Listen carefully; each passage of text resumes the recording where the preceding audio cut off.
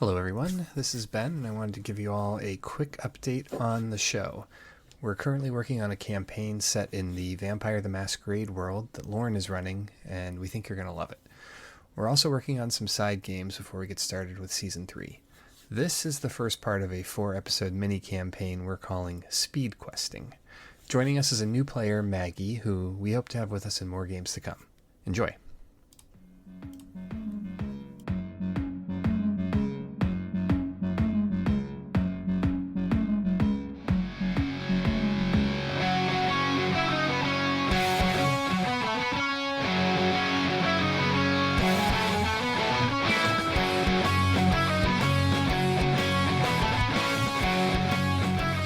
Adventurers have been hired to find a certain artificer.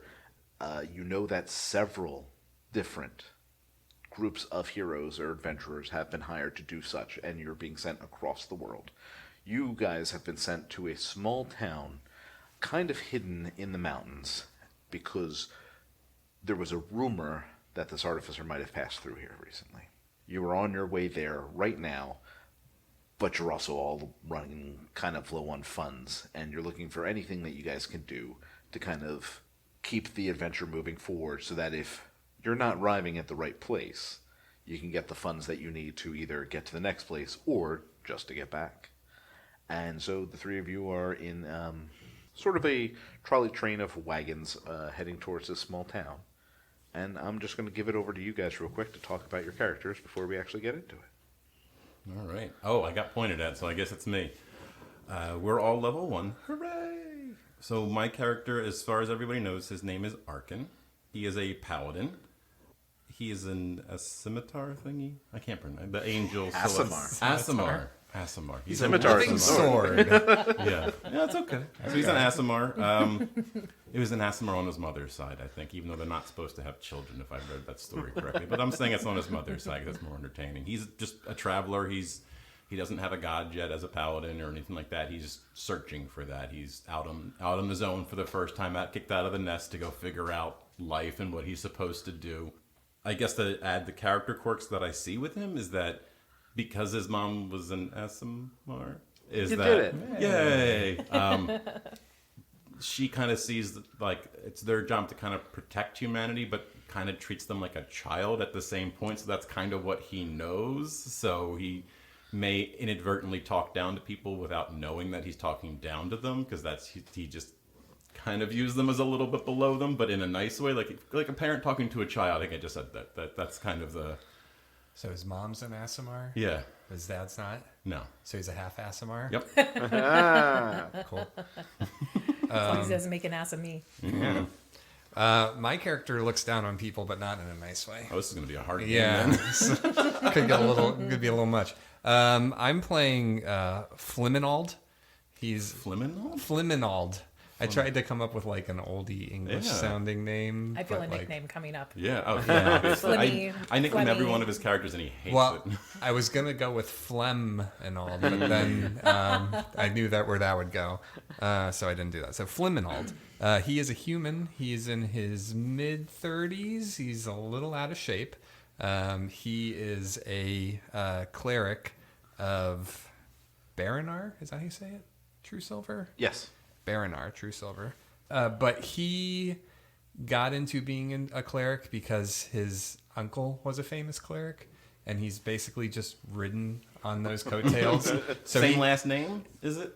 I didn't give the uncle a name. No, I said last name, so like that's how they would know him. Like, are you this cleric? Well, no, I'm related. So Baranar is actually a dwarven god, I believe. That's correct. For whatever reason, his uncle distinguished himself amongst dwarven clerics and is famous for it. So, however, Fliminald, on the other hand, has not worked a day in his life and has totally just got by getting other people to do things for him. And however, recently his uncle has passed away, and new leadership at the temple is sick of his shit and has pushed him out into the world and told him to go and do actual good deeds.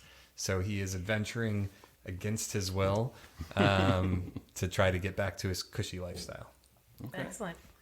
Well, my character is Thistlyn the Bard, human bard, And she actually was born of two very famous bards in the realm, Sabina and Filthy Ike. They were pretty much the equivalent of like Beyonce and such. Okay. So they come out with amazing stories that, you know, they've tracked amazing characters and people and told amazing stories through their music. And so I've basically been a roadie most of my life with them. And I've been watching them, and I just always wanted to be like them. So I'm really looking for my first big hit. My first big hit. And I'm thinking that this artificer might be that first big hit. So I'm counting on you guys to help me weave a wonderful tale. Sorry. So I'll take a quick second. So I am Mike Rempfer, and I will be playing Arkin, the just the ass. I'm Ben Mazer, and I will be playing Fliminald the cleric. I am Maggie Jordan, and I will be playing Thistlyn the bard. And I am Kyle Overturf, and I will be playing everyone else. Yay! So we don't have to. Okay. So where do we think we met? I mean, the bar is the obvious, but like, where would we have? How would we have gotten? I mean, we're already on a mission together. So then, was it like a want ad on like a bulletin board somewhere? I feel like you're looking for a god. He is a god. You're looking for a greatest hit. He's a god. No, I mean, just Kyle, we said we were keeping that twist for later. No, I ruined it. You are True Silver. No. Man, what did you bribe the DM with? 3 Pepsis. No. Darn it! Can I run a Wawa real quick? I'm sorry. You are a cleric of a god, There we go. and you were looking for the biggest greatest hit. I feel like maybe it was a temple. Maybe you guys all ended up there for. Maybe Thistlyn was passing through, performing or something, and the temple that I was at, and the leadership said, take him. He's going with you now. I think it was a single adventurer's mixer, but it was to find other adventuring party people is the mixer. Like speed dating. I like it. Yeah. Speed for adventuring. Speed adventuring. grouping. Yeah. Love speed it. adventuring. I like And I'm it. going to say, unfortunately, we were the last 3 that were left in the room. Yes. Everybody else said no I to. love it. So I love Everybody it. else partnered up and they disappeared, and we're just like, oh, I guess it's. I will say that Thistlyn does like to drink with religious figures in bars. Oh, So, okay. yes, she does find it entertaining. there you go. Yes. Then there. That all comes together. Okay. It So was- we were the last drunk ones at Yeah. the bar, essentially, or something. You guys that- were Sure. participating in Speed Quest, and Quest. and here you are now. You are being sent to find Balrock, the artificer. Oh. That was a big dramatic pause. Yeah, the way you said that, I just... Oh, I'm just getting it into your heads. Your head snapped, and I was like, "Oh, did you have somebody else named Balrock in your thing that I didn't notice?" We're paying attention. Yeah, gotcha. It's a new concept. It's never come up before. So, I might take notes. whoa! No, calm down I'm not there. taking notes. Oh, I am. All right, Good. I've got So- my computer, my what she's laptop open, and I'm like it. typing away. I have to listen to this when I edit it again, so I'll figure it Yeah, out. I'm gonna get thrown off if you're taking notes. It's never occurred. So you guys end up at a small town known as the Smithdom. Okay. It's an odd name. And as the caravan kind of stops here, they let you out, and you notice no one else is getting off here. And you're kind of looking around at what appears to be a large but deserted village. And as you're getting your bearings, the caravan is already rolling along. You guys look around and you see just barren roads in front of you. And you see lots of different shops, but they're all empty. You're passing by a blacksmith and a silversmith, a goldsmith, a jewelsmith, all smiths. But no gems, no product, no swords, nothing hanging on the wall. Everything is absolutely barren, not a customer, not a shopkeep in sight. And as you kind of wander around, you do start to hear something in the distance. And as you kind of mosey through town, you see down, way across town, there seems to be a large crowd gathered around a building. So it's like the fantasy version of an Old West ghost town kind of thing? Yes, except with this, you see... So there actually is people that inhabit it, but currently they're not yeah, in this. you're not seeing anybody except this large crowd down at the other end of the village, gathered around a single building. If they had moved away from their buildings, though, the product would still be in the... That's what I was wondering. So, Yeah. like, does the blacksmith still have like armory hanging down? I'm not trying to Now, steal you this see moment. tools. Maybe later. You do see, like, it's Okay. not barren to the point of no one's there right now, but there is no store, there's no customer, there's no product, there is no employees. Okay. I want to take a step back. I did forget to describe my character in any way. He's human looking, 6'6". I'm just going to make him my height because it's easy for me to remember.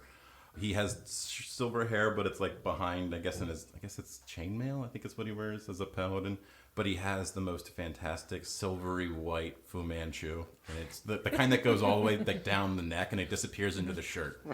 We'll leave the mystery there. Wow. How far down? That's the mystery we're going to leave there. He's going back to Tor. It's going to be fully weaved in. Oh, yeah. My other character had his beard weaved into his chest hair. Another couple cocktails and we're going to be able to find out. Yeah. Hello, fellow humans. Perhaps we should go down to that path. I'm going for movie phone guy. I'm trying to hit that, so we're going to have to keep working at it. That's fine. I think that sounds fantastic. I think we should definitely go see what's going on down there. Fine. Aasimar, carry my bag. He does. Aww. He picks up the bag, and it's not the first time I've carried his bag. So he carries the bag, and he does a little squat. He's like, "Oh, extra workout," and he just keeps going with it. And takes it down the road. He does realize that nobody else thinks he's human, right? I don't know what he's thinking. Oh no. As I walk down, though, I do try to put a little skip in my step and try to, take in the surroundings and get the real feel of the deserted nature of the area so that I can weave it into my tale. All right, great. Yeah. And as you kind of look around, you do notice that this town, like, from what you're picking up on, it looks like it should be way more populated than it is. You can see just by how worn the roads are and sort of the wear and tear in the buildings that this isn't age. This is like a well-trodden village. It's not a full city. But just for some reason, right now it's not. All right, I guess we go down. Yep. All right, so the three of you head down towards this large crowd. And as you get closer, you see that it's very loud, but it doesn't seem to be boisterous. The volume seems just to be because there's so many people at this one building. And as you get closer, you do realize that it is the local inn/tavern. And everyone appears to be there. And you see that, like, it's clearly a lot of the smiths. Some of them still have their aprons on. You see they are piled into this tavern where there's, like, literally a queue coming out of it to get into the building. And people are kind of gathered around. They all have a beer or tea or wine or whatever in hand, but they're just kind of milling about. It's not like rambunctious. It doesn't look like, there's a great party going on. It just looks like it's where they are. I tap the first one on the shoulder. That's the closest to me. First, I unceremoniously drop the bag that was not mine onto the floor. Hey, be careful with that. I tap the person on the shoulder. Hello, fellow humanoid. What is going on here? You tap a dwarf on the shoulder and he spins around and kind of has like a gruff look and then like kind of has to arc his head way up to see you. I give him a big smile and a wink. And he makes a odd looking face at you, takes a big step back and goes, "What is it you want, lad?" I'm looking for information on what is going on here. Can you help? What do you mean? We're just waiting time. Waiting time for what? For more of the materials to come. Have you just arrived in town? We did. Is it obvious? No, that's why I asked. I guess it wasn't obvious then. Right. Yeah, you see, we're a bit of a smith in town. Runs on metals and jewels and such. We used to get a delivery from the local gnome village. Haven't had anything in a couple weeks now. Made all our materials, sold them. Now we're just plumb out of work. An idea. Have you considered talking to the gnome village? We actually have sent a few people down, but anyone who's gone hasn't come back. Did you send more to bring those back? We sent several groups down. None have come back. Why not? I feel like you're not getting this. Yes. This is all very interesting. Yes, but this is not why we're here. Ask about the person. What is the person's name again, Bard? Balrock. Balrock. Have you heard of Balrock the Artificer? Can't say that I did. Does this happen very often? Has this much time passed before you got materials before? Absolutely not. They used to come in almost by daily. Is there a general direction of this gnome town? Sure, if you head out east far enough, cross the road, head down the wooden path. It's about only, a day or two journey. I've never made it myself. Your accent is interesting. It is Scottish with a twist of French. Are you of the rock people? I'm not sure I picked up on the French in there. But I am a dwarf, if that's what you're trying to say, lad. That was obvious. And the dwarf just kind of nods slowly and takes like several slowly paced steps backwards before turning towards a group that he was not interacting with before. This is such a clear escape plan. And just starts talking to a group that welcomes him in because they saw the interaction and they're just like, yes, come to safety. Thank you, my friend. That ain't lad. I made a new friend. Yeah, That's amazing. we're very happy for you. Thank you. I wonder if other people around here might have more information. Idea. Perhaps we should ask them. Maybe we could split up. If it gets me away from this, absolutely, I'll be over by the bar. All right, then you end up trying to work your way up through the bar, but it is like a shoulder-to-shoulder crowd. Are you the type that you're going to try to muscle your way through, or? Yes, but while being like, move aside, please. Make room. Flimmy, I might be able to help you here. Okay. I'm going to make myself a little area, and I'm going to do a little song and a dance to try to get people's attention. Wonderful. Please give me a performance roll. Here we go. For the record, please don't call me Flemmy in front of the others. Okay, Flimmy. Ooh, an 18 plus 4, 22. Nice. All right, beautiful. What kind of song are you playing, and what instruments are you using? I will just sing a cappella. Okay. And I will do a dance, but I will go one with a tribute from my mom. All right, wonderful. So something, if I know of something of the local land that people around here would be really appreciative of, and something that might include something around forging. Perfect. No, that is exact hits. Like, you hit all the things they care about in one song. Is it sort of a slow song or like a jig? I would say more of a jig. I want people to get dancing a little bit so that Flimmy over here can get a drink. While you're doing that, you do see Arkin setting things up in the background, and you're not quite sure what, but you just do your thing. Okay. Wonderful. The crowd of people, especially the ones that were already outside, start to form around you, and they're cheering and dancing and clapping, and you actually start pulling people from inside the tavern out, and good old Flemmy is now able to make his way through to I guess we've got the nickname. Okay. makes his way up to the bar, and you also manage to make 13 gold as people are tossing you coins through your song. Perfect. And I worked hard for the money. so hard for the money. And then you make it all the way up front to the bar. He'll just put a silver on the bar and be like, barkeep, I'm looking for information. And the guy at the bar turns around, and you see a large burly orc standing there, and he kind of looks down at the coin and looks back up at you and says, well, for silver, it'll depend what kind of information you're looking for. There's an artificer. What is this? Balrog. You just yell it. I will weave it into in the the song. song somehow. Yeah. I like that, actually. Balrog. Yeah. Balrog. Have you heard of him? Can't say that I have. Have you? Okay. I get it. I put another silver on the bar. Now, have you heard of him? He picks up the silver, bites it, grabs both, puts it in his pocket, and says, no. I see how it is. Very well. Puts another silver on the bar. He picks up the silver, leans in close, and goes, no. Oh. I get the impression that maybe you're actually don't know anything about this. I'm pretty clear about it. Oh, okay. Wait. I remember a story I heard once. Is there anyone in the bar who maybe would know of bounties or things of that nature that I can speak with? That's a good question. I don't think anybody here would know much, but if you go back to the center of town, you're going to see a large building. That's where the mayor lives. Anybody knows anything about a bounty, it's going to be him. And he's not here with all these other gathered ruffians? It was what I said not clear. You're right. I may have pushed my luck here a little bit. Thank you very much, sir, and you have a great day. You too. Okay, and then I'll walk back towards the gathered performance. So when you're done with your performance, then I'll take anything away from it. Are you done, or do you still have more? Or? Oh, I can go on forever. Well, we'll say when the first song ends and I find my moment, you just hear this resonating gong crash. 'Cause Okay. my character also, he uses, as part of the backstory, that he has, his shield's also a war gong.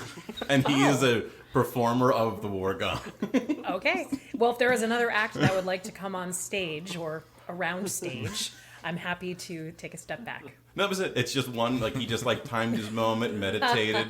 He wrapped the cloth around his warhammer and just struck it, and then you just see him eyes closed, listening to the vibrations, and then he just bows and packs it back up. Please Nice. give me a performance roll.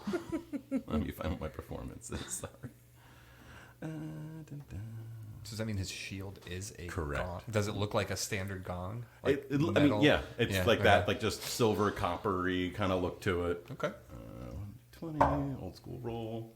13 plus performance is 16. All right.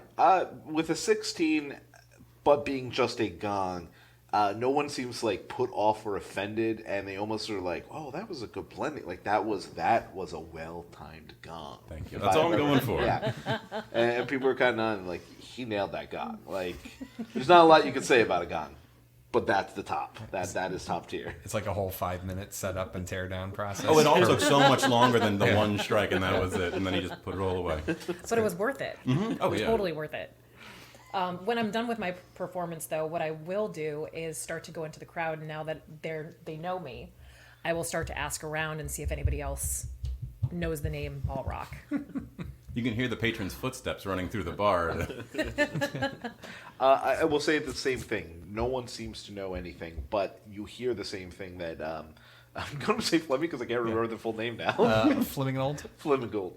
Fliminald heard that several people do suggest you go approach the mayor. Is he named after his uncle, where it's Flemingold the second or the third? But that would be weird because it's his uncle. Well, it's like James Bond Jr. He gets his name from his Uncle James. Oh, good reference. That's a pullback. Yeah.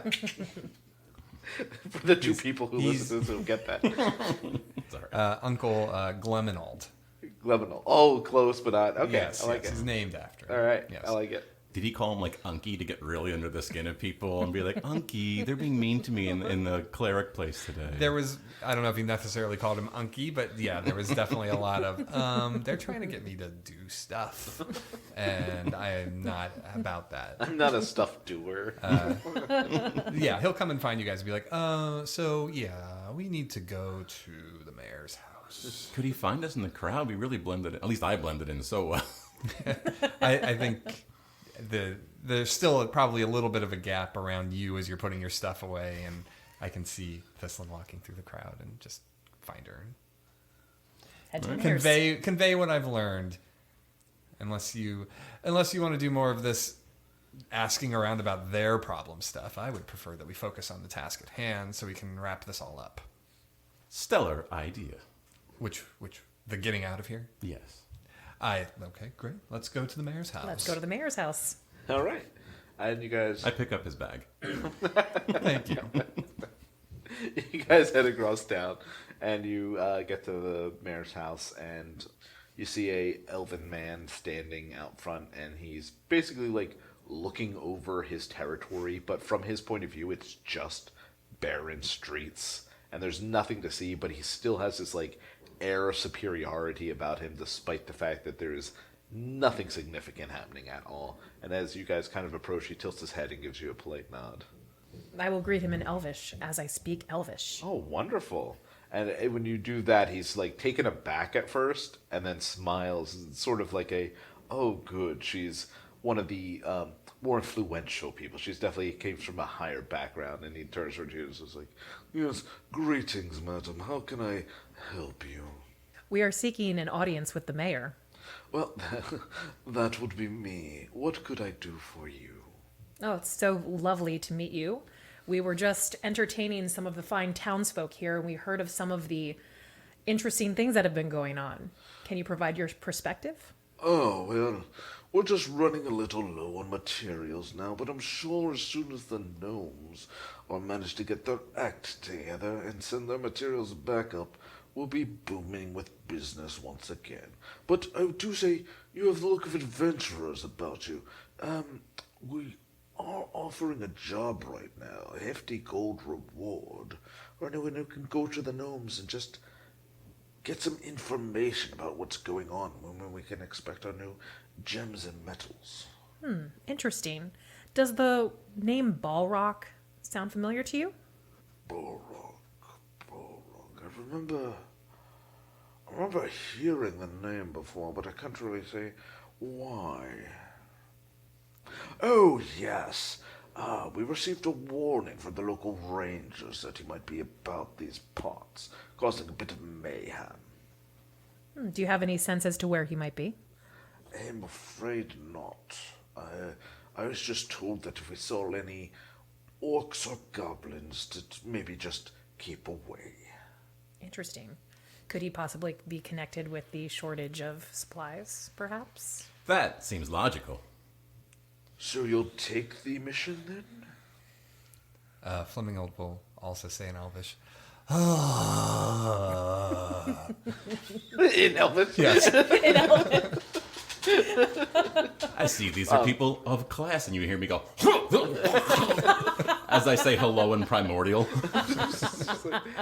And he again taken aback, but this time not in a good way. And he kind of gives a slow, polite nod again, and then looks back at the other two like, I turn to the other two and just give him a thumbs up like I nailed it. Don't mind. You're good. You're good.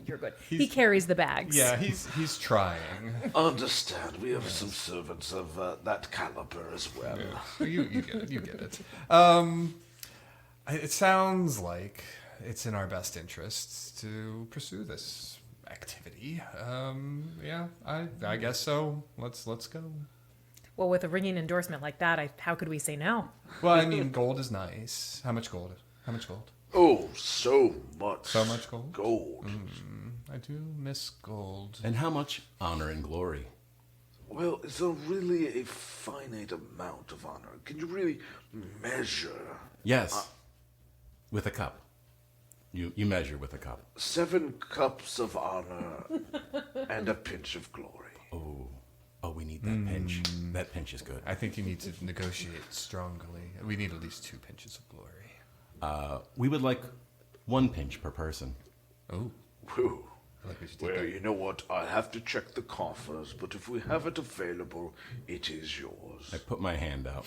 he puts his hand out as well, and he shakes your hand, but trying to touch it as little as possible while doing so. And as soon as you're done, he wipes his hand on his pants. It was awkward because I didn't quite get handshakes down, so I held his hand, but I made 0 motion, and we just held hands for a moment 100%. with just a lot of eye contact. Yes, well, I can't wait to see you again. I will actually take out my notebook and make a note of this interaction because I want to make sure I get that into this. Yes, definitely. Important. I'm gonna Give make his name. you Did you actually. give his name? Yeah. What's his name? Oh, that is a good point. What's his name? Pardon. Mary McMare Oh, face. Velishtin. Oh, Velishtin. Very nice. Well, Mr. Mayor, it's lovely to meet someone of class and society out in these parts. Which way should we go? Head eastward, cross the road. You'll see a small path going through the woods. That'll lead you towards the area of which the gnomes made their home in the side of a mountain. One final question. Where is the local baron? He seems to own these roads. God damn it. I don't think anyone even said Baron Road other than Nobody did. The DM did comments. Yeah. I still made the joke in honor of Leech because he would have He made would have it. made it. He would have made it. All right. That's for you, Leech, wherever you are. We know where he is. He's Yeah, at just his not house. here. All right, I guess we go east. What time of day is it? I literally just looked at the actual clock. Like, that was a real question. Well, that can work too. We can play in real time. Yeah. Check back in 8 hours when we complete half the journey. Yep, you know what? It's 1:51. Oh, okay. Wow, this sundial is accurate. I suppose we can just eat trail rations along the way. Ugh. Still in Elvish. So I don't understand it. Yeah, I just stare at you. just looking at you like, do I even want to bother to ask him to find the trail rations in my bag, or should I just do it myself? And Uncouth I swine. just start walking. All right. You guys head east, and you make it about half a day's journey. You got to pack up for sleep that night, eating your trail rations, as it were. Does anybody do anything in particular or out of the ordinary? I read earlier that I actually just meditate, so... Oh, okay. I apparently don't sleep. Wonderful. Which is, that sucks. Sleeping's awesome. Sleeping's great. It's the only time you can time travel. I will take some time to make notes in my notebook. Okay. You never know what will inspire me over time. Always looking for the muse. I like it. Mm-hmm. I polish the war gong then. I think that seems like a nice camp Yes. activity. I feel like we can coordinate Yeah. in some way. I like to think that part of your meditation is like every 15 minutes you hit the gong. So while they're trying to sleep, I would say yes, but I don't want to screw us that hard if we're like camping in like a dungeon or enemy territory. And I'm just saying, if you fall asleep at any point, that actual mallet that you hit the gong with might disappear. Uh-oh. Just saying. Uh-oh. Not me. Oh, okay. Just someone. You know. must have been Flemmy. I'd find it in his bag when I'm carrying it. He's got just earplugs stuffed in his ears, and he's in a tent. I think you had muttering some prayers. You definitely had half rations when you got to your bag, because you didn't realize that I just took your bag and started just eating because I was hungry. Oh, like, no. It wasn't stealing good because I was carrying it, so I just was eating. Like half rations is in I only have half for this meal, or half of all my food is gone. Just half for this meal. All right. Like you had delicious trail mix, but it's just like pretzels that are left. You took out all the dried fruit. Everything else didn't have, it was all wasted calories. So you just have pretzels. And so the prayers that he's muttering is like, Baranar, you see what I have to suffer through to bring peace to this land. Please, Baranar, help me. That's it. Do you want to do a religion check? I can, sure. Yes. That means I have to look at a stat, though. That is how D&D works. And I have to remember what dice are. It's this one. Oh, he does not like my prayers. That's a 7. Yeah, you feel nothing in response, and you're not sure, but you feel like one of your pretzels may even have crumbled during the prayer. Oh, no. Seems a little Perhaps I shall a little try. harsh for a peace god. Just Hello, saying. God. It's me, Arkin. Are you there? Oh, boy. Roll religion with disadvantage. Because I don't know what God I'm praying to. I was going to say, which That's one? what the disadvantage is. I thought it was a 1. It's a 7 with disadvantage. 11. Yeah, I mean nothing. Okay, yeah, there's just no response. All right, you guys sleep through the night, and the next morning you pack up and continue on your way. And a little before noon, you do start to approach a mountainside. And in the distance, you can see near a sort of like a flat part of the cliff wall, some small forms moving around in the distance. What do you do? Can we get a little closer to see what they're doing and what they are? Sure, give me a stealth roll. Oh, boy. Or I guess I should say, are you trying to do it stealthily, or are you just... That doesn't look good. That's not a 20. Not a 12-sided? Oh, thank you. Yes, yes, you're right. Thank you. Excellent. That is better. Is that an 11? Stealth, right? Am I just using dex, or is there actually stealth 5? Looks like 16. 16. Oh, that's great. All right, yeah, you managed to get closer, and you see a group of 3 goblins facing a cliff wall. And there's something, at this distance you can't tell what, but there's something shining about this cliff wall. And they are just yelling at the cliff wall and punching it and kicking it. I'm going to say at this distance you can't really see much else. I think they need our help. Well, the mayor did say that if we saw goblins or orcs, it could be an indication that Balrock might be around. He's the artificer, right? Yes. Okay, good. Well, that's a good thing then, isn't it? That's who we want to find. Exactly. However, we should be careful.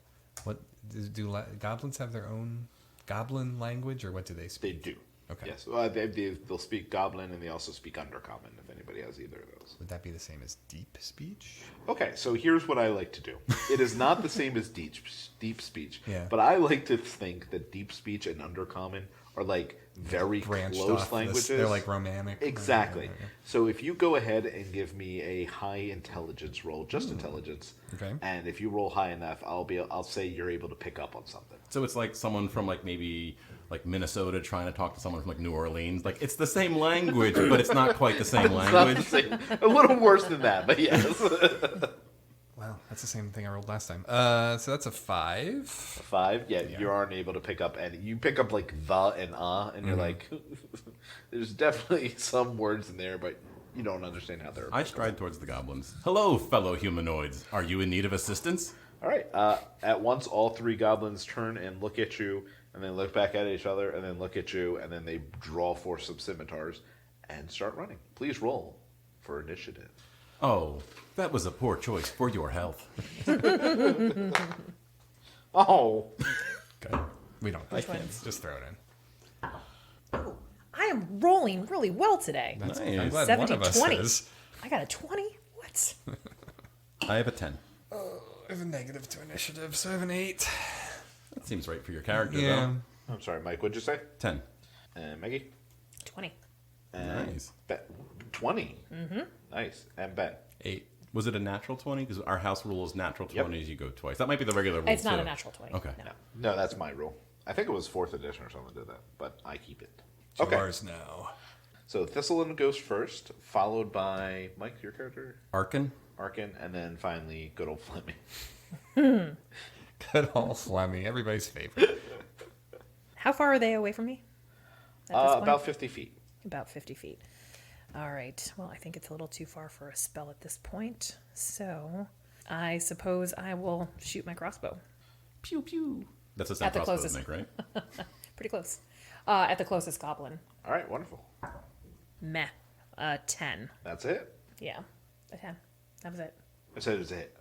Oh, wait, roll I'm damage. sorry. Roll damage. Oh, roll damage. Oh, Oh, it that's hit? what I didn't- Oh, I didn't think it hit. Yeah. Oh, huzzah. I was literally like, did I say Oh, okay. something different? Yeah. Okay, that is. Well, in the last hour, it's like the first time we're 5. rolling for any kind of combat. That's an 8. Nice. All right, wonderful. Yeah. A crossbow, you said, right? Yes. All right. Bolt shoots out of your crossbow, flies across the air, and it's literally as the goblins are turning, and it just goes through one of their necks, and he just drops to the ground immediately dead. And the other 2 goblins give like a little shriek. Oh, legless move. There you go. I like it. See? I warned you. My turn. He doesn't break his stride, but he keeps going. So he heads to be within 30 feet, and he doesn't break his stride when he does. And he pulls out... I will need the DM to tell me how to pronounce this, but this was one of the weapons. Oh, God. YKLWA. I don't know. YKLWA. YKLW. It's in D&D Beyond. It's one of the things. All right, you it's pull basically like a 3-foot short spear. All right, you grab your YMCA. What do you do? And I just it has 2 holes in it, and that's what he uses to hang his war gun from when he's not in combat.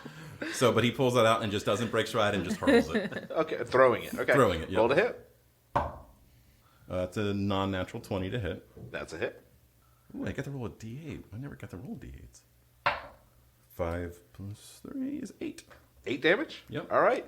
Then as these 2 look down at their friend who just died, they look back up, and the one literally lifts his head as this spear-like object pierces his chest, and he also drops to the ground. I wanted him to like go back like 2 or 3 feet and land in the dirt, and then just look at the other one and wink and smile and keep walking towards him menacingly. Wait, what? Oh, I thought you said that's what you wanted the goblin to do. No, I was no, that's no. weird. And I think it's the one on both sides, though. It's the center goblin that's still there. He's like, "Come on, buddies!" And he looks back, and they're both just, Oh, Definitely. there they are. All right. He looks down at both of them, and then up at Flimgall, and Flimgall. Draws his mace, draws his shield, and immediately steps behind Thistlyn. Wow, really? Thank you. Maybe it's out of your line of sight, so you don't actually notice it yet. You deal with this. I'll watch your back. You just have to run faster than the slowest person. That's all. Not towards them, though. As far as I can tell, you're between me and them, so I'll watch your back. Is that your turn? Yeah. Interesting.